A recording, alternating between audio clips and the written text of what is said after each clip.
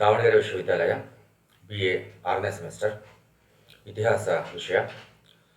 ಕರ್ನಾಟಕ ಇತಿಹಾಸದ 4ನೇ ಘಟಕದಲ್ಲಿ ನಾವು ದಿವಾನರುಗಳು ಮೈಸೂರು ಸಂಸ್ಥಾನಕ್ಕೆ ಸಲ್ಲಿಸಿದ ಸೇವೆಗಳನ್ನು ಮತ್ತು ಕೊಡುಗೆಗಳನ್ನು ನೋಡ್ತಾ ಇದ್ವಿ. ಈ 33ನೇ ಅವಧಿಯಲ್ಲಿ ಸರ್ ಮಿರ್ಜಾ ಇಸ್ಮಾಯಿಲ್ ರವರ ಜೀವನ ಮತ್ತು ಆಡಳಿತ ಸುಧಾರಣೆಗಳ ಮೊದಲನೇ ಭಾಗವನ್ನು ನೋಡೋಣಂತೆ. ನಾನು SB ಶಿವಪ್ರಸಾದ್, ಇತಿಹಾಸ ಸಹಾಯಕ ಪ್ರಾಧ್ಯಾಪಕರು, HPPC ಸರ್ಕಾರಿ ಪ್ರಥಮ ದರ್ಜೆ ಕಾಲೇಜು, ಚಳ್ಳಕೆರೆ. ಮೊದಲನೇದಾಗಿ ಮಿರ್ಜಾ ಇಸ್ಮಾಯಿಲ್ ರವರ ಜೀವನದ ಒಂದು ಅವಲೋಕನ.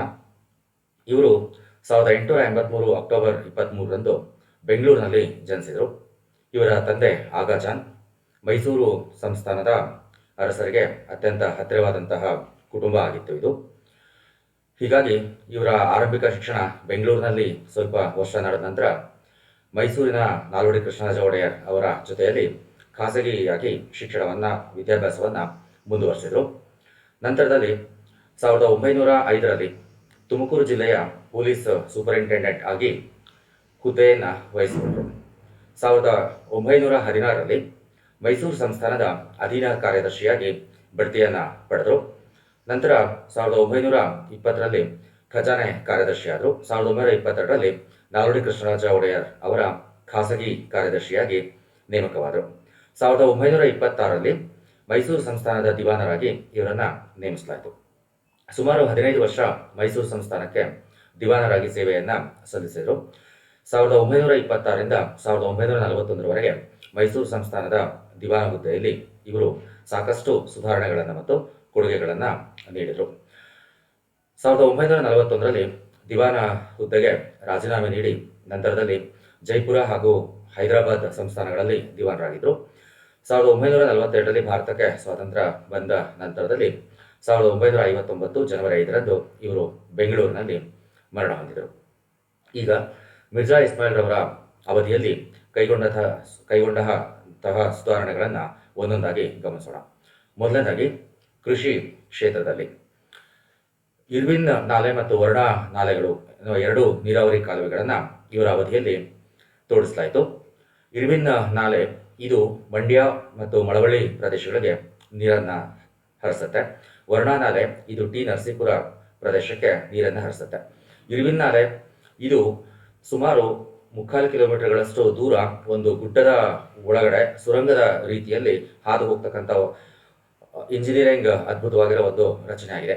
ಇದು ಮೈಸೂರು ಸಂಸ್ಥಾನದಲ್ಲೇ ಮೊಟ್ಟ ಮೊದಲ ಬಾರಿಗೆ ಸುರಂಗದಲ್ಲಿ ನೀರನ್ನು ಹರಿಸಿದಂತಹ ಪ್ರಯತ್ನ ಆಗಿತ್ತು. ವರ್ಣಾ ನಾಲೆ ಮತ್ತು ಇರ್ವಿನ್ ನಾಲೆಗಳು ಮಿರ್ಜಾ ಇಸ್ಮಾಯಿಲ್ ರವರು ಕೃಷಿಯನ್ನು ಅಭಿವೃದ್ಧಿಪಡಿಸೋದಕ್ಕೋಸ್ಕರ ಕೈಗೊಂಡಂತಹ ಪ್ರಮುಖ ಕ್ರಮಗಳಾಗಿದ್ದಾವೆ. ಇರ್ವಿನ್ ನಾಲೆ ಇದರ ಈಗಿನ ಹೆಸರು ವಿಶ್ವೇಶ್ವರಯ್ಯ ನಾಲೆ. ಸರ್ ವಿಶ್ವೇಶ್ವರಯ್ಯನವರ ಹೆಸರಿನಲ್ಲಿ ಇರ್ವಿನ್ ನಾಲೆಯನ್ನು ಮರುನಾಮಕರಣ ಮಾಡಲಾಗಿದೆ. ಇದರ ಜೊತೆಗೆ ಶಿವಮೊಗ್ಗ ಜಿಲ್ಲೆ ಶಿಕಾರಿಪುರದ ಸಮೀಪ ಅಂಜನಾಪುರ ಜಲಾಶಯವನ್ನು ಕುಮದ್ವತಿ ನದಿಗೆ ನಿರ್ಮಿಸಲಾಯಿತು. ಅದೇ ರೀತಿ ತುಮಕೂರು ಜಿಲ್ಲೆ ಕುಣಿಗಲ್ ಸಮೀಪ ಮಾರ್ಕೋನಹಳ್ಳಿ ಜಲಾಶಯವನ್ನು ನಿರ್ಮಾಣ ಮಾಡಲಾಯಿತು ಶಿಂಷಾ ನದಿಗೆ. ಈ ರೀತಿ ನಾಲೆಗಳನ್ನು ಮತ್ತು ಅಣೆಕಟ್ಟೆಗಳನ್ನು ನಿರ್ಮಾಣ ಮಾಡುವ ಮುಖಾಂತರ ಮೈಸೂರು ಸಂಸ್ಥಾನದ ಕೃಷಿ ವ್ಯವಸ್ಥೆಯನ್ನು ಅಭಿವೃದ್ಧಿಪಡಿಸಲಾಯಿತು ಮತ್ತು ಕೃಷಿ ಭೂಮಿಯನ್ನು ವಿಸ್ತರಿಸಲಾಯಿತು. ಇದರ ಜೊತೆಗೆ ಕೃಷಿಯಲ್ಲಿ ಸಂಶೋಧನೆಗಳನ್ನು ಕೈಗೊಳ್ಳುವ ಉದ್ದೇಶದಿಂದ ಬಾಳೆಹೊನ್ನೂರಿನಲ್ಲಿ ಕಾಫಿ ಸಂಶೋಧನಾ ಕೇಂದ್ರ ಹಾಗೂ ಬೆಂಗಳೂರಿನಲ್ಲಿ ಅರಣ್ಯ ಸಂಶೋಧನಾ ಕೇಂದ್ರಗಳನ್ನು ಸ್ಥಾಪಿಸಲಾಯಿತು. ಮತ್ತೊಂದು ವಿಶಿಷ್ಟವಾದಂತಹ ಕ್ರಮ, ಒಂದು ಸಂಶೋಧನಾತ್ಮಕ ಕ್ರಮ ಇವರು ಕೈಗೊಂಡಿದ್ದು ಕೃಷಿಯ ಪ್ರಾಯೋಗಿಕ ಸಂಘಗಳನ್ನು ಸ್ಥಾಪನೆ ಮಾಡಿತು. ಕೃಷಿ ಪ್ರಾಯೋಗಿಕ ಸಂಘಗಳನ್ನು ಈ ವ್ಯವಸಾಯ ಶಾಲೆಗಳು ಮತ್ತು ಸಂಶೋಧನಾ ಕೇಂದ್ರಗಳ ಸಹಯೋಗದಲ್ಲಿ ಪ್ರಾರಂಭಿಸಿದರು. ಇದರಲ್ಲಿ ಒಂದೊಂದು ಪ್ರದೇಶದಲ್ಲಿ ಒಂದು ರೀತಿಯ ಬೆಳೆಗಳನ್ನು ಪ್ರಾಯೋಗಿಕವಾಗಿ ಬೆಳೆಯಲಾಗ್ತಾ ಇತ್ತು. ಅದರಲ್ಲಿ ಪ್ರಮುಖವಾಗಿ ತಂಬಾಕನ್ನ ಪ್ರಾಯೋಗಿಕವಾಗಿ ಮೈಸೂರು ಸಂಸ್ಥಾನದ ಆಯ್ದ ಪ್ರದೇಶಗಳಲ್ಲಿ ಬೆಳೆಯಲಾಯಿತು. ಒಂದು ವೇಳೆ ಆ ಬೆಳೆ ಯಶಸ್ವಿ ಆಯಿತು ಅಂತಂದ್ರೆ ಅಂತಹ ಮೌಲ್ಯಯುತ ಬೆಳೆಗಳನ್ನು ಮತ್ತಷ್ಟು ವಿಸ್ತರಿಸುವ ಉದ್ದೇಶ ಇರುವುದಾಗಿತ್ತು. ಈ ರೀತಿ ಸಂಶೋಧನಾ ಬೆಳೆಗಳಿಗೆ ಪ್ರೋತ್ಸಾಹಿಸಿದಂತಹ ಮತ್ತು ಒಳಗೊಳ್ತಾ ಇದ್ದಂತಹ ರೈತರಿಗೆ ಪ್ರೋತ್ಸಾಹ ಧನಗಳನ್ನು ಸಹ ನೀಡುವ ವ್ಯವಸ್ಥೆಯನ್ನು ಜಾರಿಗೊಳಿಸಲಾಯಿತು. ಅಷ್ಟೇ ಅಲ್ಲ, ರಾಜ್ಯದ ಎಲ್ಲ ರೈತರಿಗೆ ಕೃಷಿಯಲ್ಲಿ ತೊಡಗಿಸಿಕೊಳ್ಳೋದಕ್ಕೆ ಅಲ್ಪಾವಧಿ ತರ್ಕಾರಿ ಸಾಲ ಸೌಲಭ್ಯಗಳನ್ನು ನೀಡೋದಕ್ಕೆ ಕೃಷಿ ಸಹಕಾರ ಬ್ಯಾಂಕ್ಗಳಿಗೆ ಸೂಚನೆಯನ್ನು ನೀಡಲಾಯಿತು. ಆ ಮುಖಾಂತರ ಅವರಿಗೆ ಸಾಲ ಸೌಲಭ್ಯವನ್ನು ಸಹ ಒದಗಿಸಲಾಯಿತು. 1930ರಲ್ಲಿ Mysore land record rights act ಅನ್ನು ಜಾರಿಗೊಳಿಸಿದರು. ಈ ಒಂದು ಕಾಯ್ದೆಯ ಪ್ರಕಾರ ಭೂಮಿಯ ದಾಖಲೆಗಳನ್ನು ಈಗ ರೈತರು ಪಡೆಯಬಹುದಾಗಿತ್ತು. ಅಷ್ಟೇ ಅಲ್ಲ, ಈ ಒಂದು ಸರ್ಕಾರಿ ಕಚೇರಿಗಳಲ್ಲಿ ಈ ದಾಖಲೆಗಳನ್ನು ಸಂರಕ್ಷಿಸಿಡುವ ಮುಖಾಂತರ ಮತ್ತು ರೈತರ ಬಳಿಯೂ ಈ ದಾಖಲೆಗಳನ್ನು ಒದಗಿಸುವ ಮುಖಾಂತರ ಕೃಷಿ ಮತ್ತು ಭೂಮಿ ಹಾಗೂ ಕಂದಾಯಕ್ಕೆ ಸಂಬಂಧಪಟ್ಟಂಥ ಯಾವುದಾದ್ರೂ ವಿವಾದಗಳು, ವ್ಯಾಜ್ಯಗಳು ಇದ್ದಲ್ಲಿ ಅವುಗಳನ್ನು ಬಗೆಹರಿಸೋದಕ್ಕೆ ಈ ದಾಖಲೆಗಳು ಸಾಕಷ್ಟು ಸಹಕಾರಿಯಾಗುವ ರೀತಿಯಲ್ಲಿ ಕ್ರಮವನ್ನು ಕೈಗೊಳ್ಳಲಾಯಿತು.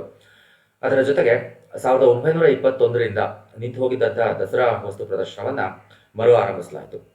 1931ರಿಂದ ಮತ್ತೊಮ್ಮೆ ದಸರಾ ವಸ್ತು ಪ್ರದರ್ಶನವನ್ನು ಆರಂಭಿಸಲಾಯಿತು. 1888ರಲ್ಲಿ ಶೇಷಾದ್ರಿ ಅಯ್ಯರವರ ಅವಧಿಯಲ್ಲಿ ದಸರಾ ವಸ್ತು ಪ್ರದರ್ಶನ ಆರಂಭ ಆಗಿತ್ತು. ಸರ್ ವಿಶ್ವೇಶ್ವರಯ್ಯರವರು ದಿವಾನರಾಗಿದ್ದಾಗ ವಸ್ತು ಪ್ರದರ್ಶನದ ಜೊತೆಗೆ ಕೃಷಿ ಪ್ರದರ್ಶನ ಮತ್ತು ಕೈಗಾರಿಕಾ ಪ್ರದರ್ಶನಗಳನ್ನು ಆರಂಭಿಸಿದ್ರು. ಆದರೆ ಕಾರಣಾಂತರಗಳಿಂದ ಇದು 1921ರಿಂದ ನಿಂತು ಹೋಗಿತ್ತು. ಇಂತಹ ಒಂದು ವಸ್ತು ಪ್ರದರ್ಶನವನ್ನು 1931ರಲ್ಲಿ ಮತ್ತೊಮ್ಮೆ ಆರಂಭಿಸಲಾಯಿತು. ನಂತರ ಇಸ್ಮಾಯಿಲ್ ರವರ ಅವಧಿಯಲ್ಲಿ ಸ್ಥಾಪನೆಯಾದಂತಹ ಪ್ರಮುಖ ಕೈಗಾರಿಕೆಗಳನ್ನು ನೋಡೋಣಂತೆ. ಬೆಂಗಳೂರಿನಲ್ಲಿ ಟೆಲಿಫೋನ್ ಫ್ಯಾಕ್ಟರಿ, ಸೆರಾಮಿಕ್ಸ್ ಫ್ಯಾಕ್ಟರಿ ಅಂದರೆ ಪಿಂಗಾಣಿ ಕಾರ್ಖಾನೆ, ವಿಮಾನಗಳ ಬಿಡಿಭಾಗಗಳನ್ನು ತಯಾರಿಸ್ತಕ್ಕಂಥ ಹಿಂದೂಸ್ತಾನ್ ಏರೋನಾಟಿಕ್ಸ್ ಲಿಮಿಟೆಡ್, ರಾಸಾಯನಿಕಗಳ ಕಾರ್ಖಾನೆ, ವಿದ್ಯುತ್ ಉಪಕರಣಗಳ ತಯಾರಿಕಾ ಕಾರ್ಖಾನೆ, ಸಿಲ್ಕ್ ಫಿಲೇಚರ್ ಘಟಕಗಳು ಅಂದರೆ ರೇಷ್ಮೆಯನ್ನು ನೂಲಾಗಿ ಪರಿವರ್ತಿಸಿ ಅದನ್ನು ನೇಕಾರರಿಗೆ ಮತ್ತು ಮಿಲ್ಗಳಿಗೆ ಸರಬರಾಜು ಮಾಡತಕ್ಕಂತಹ ಯೂನಿಟ್ ಘಟಕಗಳು, ಗಾಜಿನ ಫ್ಯಾಕ್ಟರಿ, ಇವು ಬೆಂಗಳೂರಿನಲ್ಲಿ ಸ್ಥಾಪನೆಯಾದಂತಹ ಪ್ರಮುಖ ಕೈಗಾರಿಕೆಗಳು. ಅದೇ ರೀತಿ ಮೈಸೂರಿನಲ್ಲಿ ಗಂಧದ ಎಣ್ಣೆ ಕಾರ್ಖಾನೆಯನ್ನು, ಮೈಸೂರು ಸೋಪ್ಸ್ ಕಾರ್ಖಾನೆಯನ್ನು, ಮೈಸೂರು ರಾಸಾಯನಿಕ ಮತ್ತು ರಸಗೊಬ್ಬರಗಳ ಕಾರ್ಖಾನೆಯನ್ನು ಶ್ರೀರಂಗಪಟ್ಟಣ ಸಮೀಪ ಇರೋ ಬೆಳಗೊಳದಲ್ಲಿ ಸ್ಥಾಪನೆ ಮಾಡಲಾಯಿತು.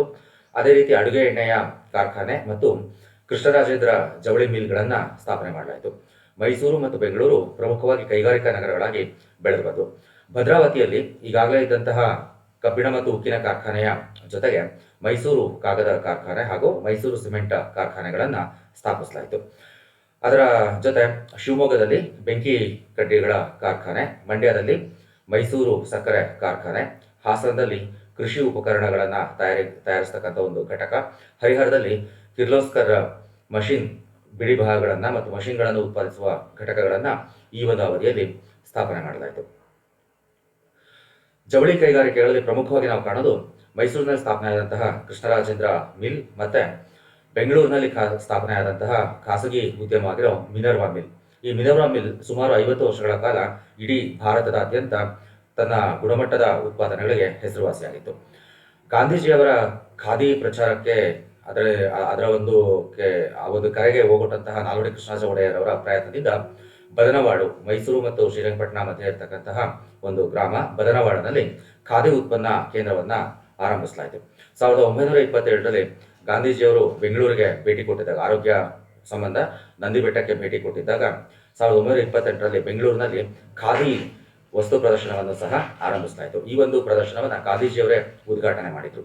ಇವೆಲ್ಲದರ ಜೊತೆಗೆ ಮೈಸೂರು ಸಂಸ್ಥಾನದ ಉತ್ಪಾದನೆಗಳನ್ನು ಮತ್ತು ಉತ್ಪನ್ನಗಳನ್ನು ಪ್ರಚಾರ ಮಾಡೋದಕ್ಕೆ ಮತ್ತು ಹೊರದೇಶಗಳಲ್ಲಿ ಸಹ ಮಾರಾಟ ಮಾಡೋದಕ್ಕೋಸ್ಕರ ಒಬ್ಬ ಸೇಲ್ಸ್ ಕಮಿಷನರ್ ಅನ್ನ ಲಂಡನ್ನಲ್ಲಿ ನೇಮಕ ಮಾಡಲಾಯಿತು.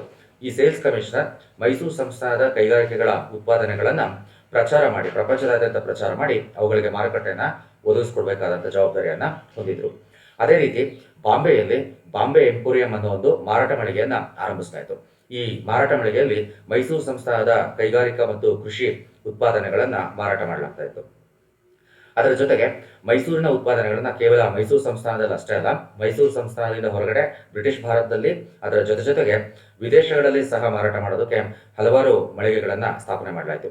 ಗಲ್ಫ್ ದೇಶಗಳಲ್ಲಿ, ಇಂದಿನ ಕೊಲ್ಲಿ ದೇಶಗಳಲ್ಲಿ, ಪರ್ಷಿಯಾದಲ್ಲಿ ಮತ್ತು ಇಸ್ತಾಂಬುಲ್ ಮುಂತಾದ ಪ್ರಮುಖ ನಗರಗಳಲ್ಲಿ ಈ ಮೈಸೂರಿನ ಉತ್ಪಾದನೆಗಳ ಮಾರಾಟದ ಮಳಿಗೆಗಳನ್ನು ಸ್ಥಾಪನೆ ಮಾಡಲಾಯಿತು. ಈ ರೀತಿ ಮಿರ್ಜಾ ಇಸ್ಮಾಯಿಲ್ ರವರ ಅವಧಿಯಲ್ಲಿ ಕೃಷಿ ಮತ್ತು ಕೈಗಾರಿಕೆಗಳು ಅಭಿವೃದ್ಧಿಯಾಗಿದ್ದನ್ನು ಮತ್ತು ಪ್ರಮುಖ ಕೈಗಾರಿಕೆಗಳು ಸ್ಥಾಪನೆಯಾಗಿದ್ದನ್ನು ನಾವು ಕಾಣಬಹುದಾಗಿದೆ. ಇನ್ನು ಉಳಿದ ಸುಧಾರಣೆಗಳನ್ನು ಮುಂದಿನ ತರಗತಿಯಲ್ಲಿ ನೋಡೋಣ. ಧನ್ಯವಾದಗಳು.